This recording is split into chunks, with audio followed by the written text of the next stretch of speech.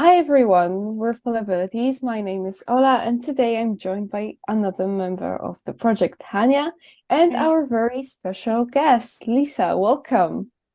Hello, it's great to be here. Um, okay, so let's get right into it. Why don't you introduce yourself and tell us something more about your disability? Sure. So my name is Lisa. I'm from Australia in Brisbane, if any of you know it. And I have multiple visible and invisible disabilities. I acquired my disabilities when I was 24. I had a stroke, and after that, I acquired a brain injury.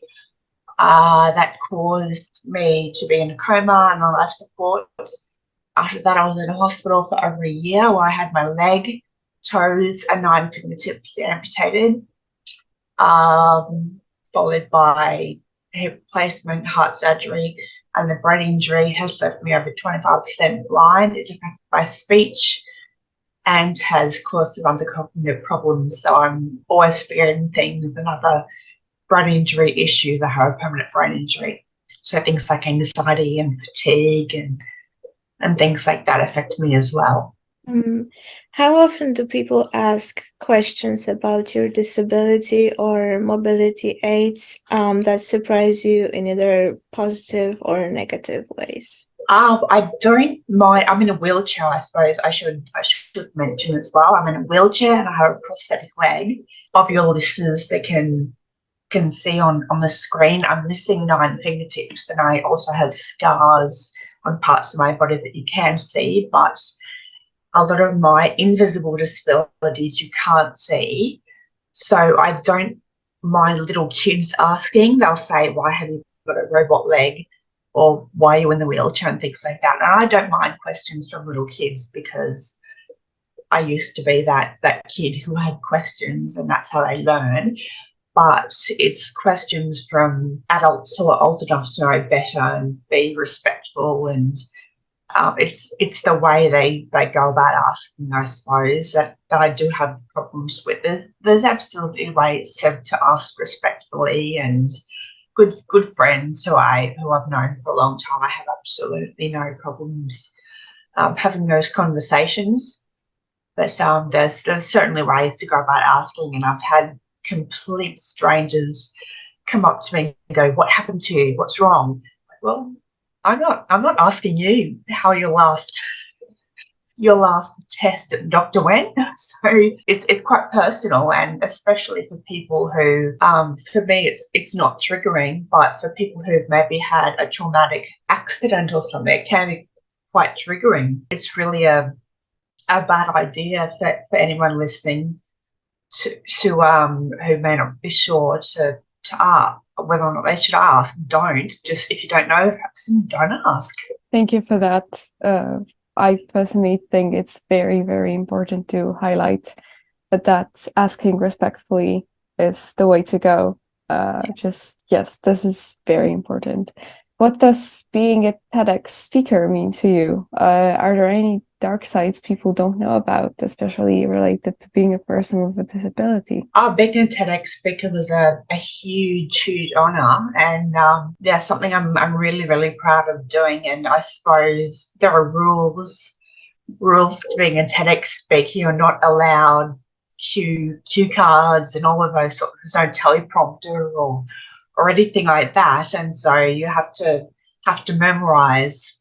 And I'm a public speaker. That's my normal job, I suppose, and I'm used to having a slides and things around, and I'll sort of repeat myself and look at my slides and all those sorts of things. There's none of that with the TEDx speech. So it was a new level of awkwardness, I suppose, trying to learn something with a brain injury.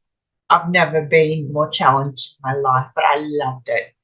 And like I said, it was a huge honour to be able to talk about what I spoke about, and get that message out there. So I'm really glad I did it. Has your disability affected your view of attending the gym in any way? And do people really react And if so, how have you learned to deal with that? Has it affected what? Sorry?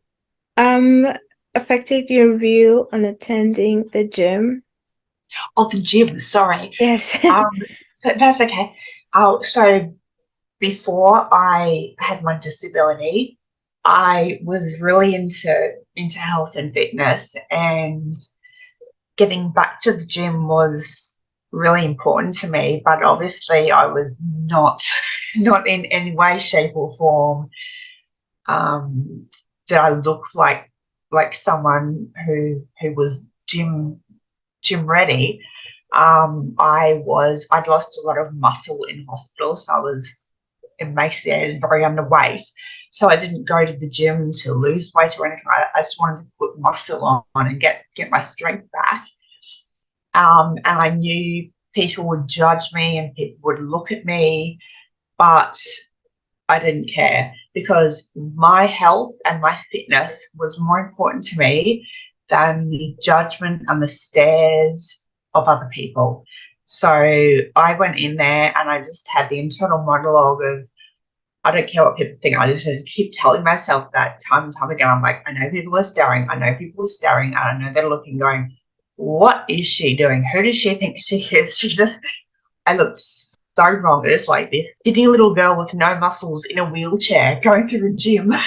I look ridiculous. I had no place, but I didn't care because to me, my fitness came first, not the judgment and the opinion of some guy or girl in the corner. That didn't matter to me. Has your job as a writer somehow helped you in dealing with disability? Do your readers contact you and give you their reviews of the book?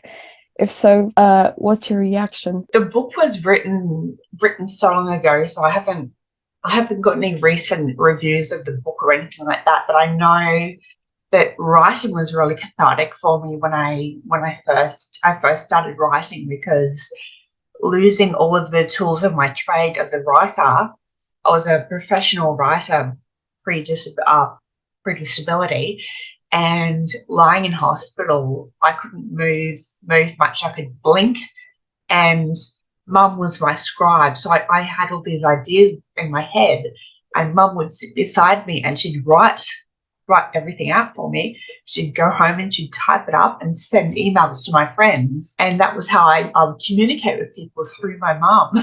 Because I had no way of writing. So the first thing I wanted to do when I got out of hospital was teach myself how to type again. And that's what I did. I would sit at the kitchen table and just learn to type with my new hands.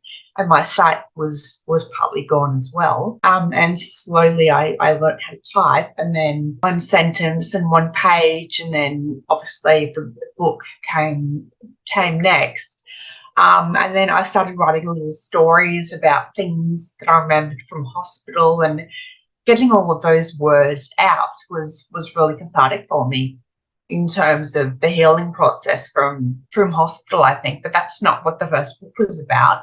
The first book was about body image and media, because I saw this real gap in the market for teenagers who needed to know about the media and what went on behind the scenes. There was so much academic literature written about body image for teens, but written about them, but nothing written for them. So that's really what the book was about. It was written for the teenagers rather than about. It just shows your determination and passion for writing, that you wanted to write no matter what.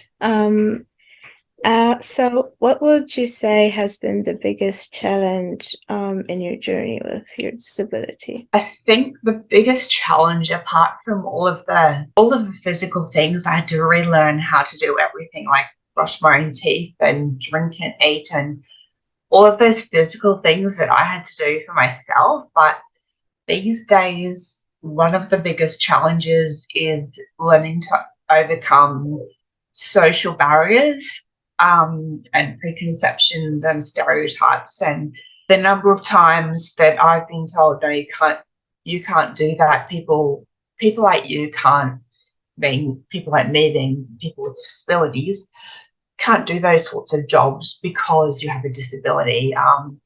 I know that when I first came out of hospital, I was keen to start doing some sort of work again. I didn't know what sort of work, but I knew I wanted to do something. A life just didn't home for me. Um, it wasn't what I wanted to do. I just needed to do something.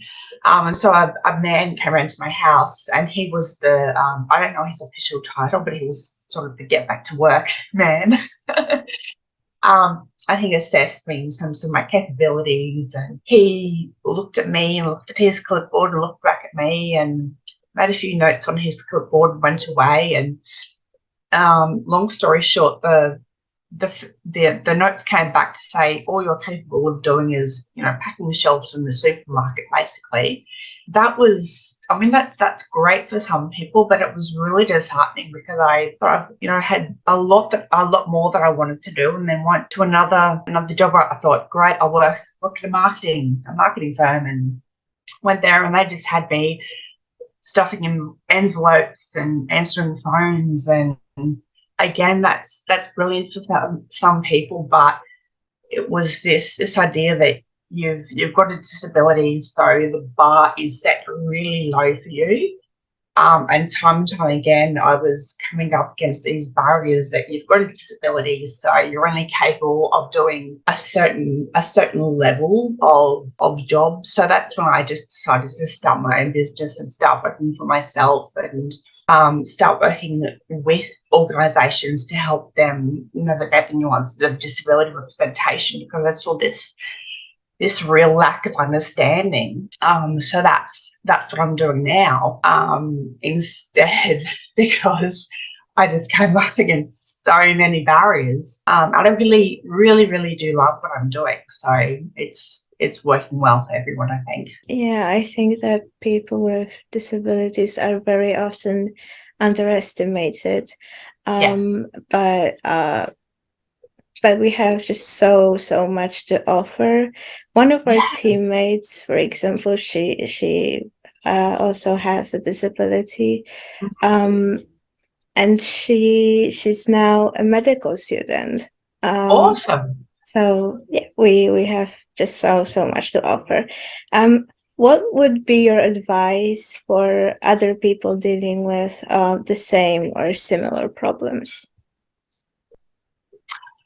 Oh, that's such a big question. Never underestimate yourself, and never let other people underestimate you. You don't have to take don't take no for an answer, but yeah, don't let other people underestimate you, because they'll definitely try. They absolutely will. And get a tribe around you of people who believe, either people who believe in you, and if you can't find a tribe around you, either through social media is great for this sort of thing, because in your local area, for example, it might be hard to, with the disability, I completely understand it can be hard to actually get out in the community. Depending on your disability, it can be physically hard to get out. So social media could be great to find people, follow people, and see what they're doing, and find your community that way, if it's hard for you to actually physically get out and meet in person. Because that's what I've done a few times. I'm like, okay, I can't get out and meet so and so, but I really admire them, so I'll admire them from the other side of the world and see the great work they're doing, and that sort of thing, because it can be challenging to sort of get out. And so find your tribe online if it is hard to get out. Thank you. I think it's very important advice. Is there anything else you would like to add that we haven't covered today? Anything is important to say? Oh no, I know I'm going to get off this call and remember something. No, just that I think that the more voices we have, people with disabilities in the podcasting world and in popular culture and media, the better. It's really great to support each other and elevate all of our voices. It really, really is important. If you, it's really, really great what you're doing, elevating elevating voices of other people with disabilities. It's fantastic. Thank you. So thank you everyone for watching. Thank you, Lisa, for the interview. It was really, really amazing to meet you and to get to listen to your story. And we hope to see you soon. Who knows where? Maybe another TEDx. Maybe. We'll see. Okay, thank you everybody, and until the next one.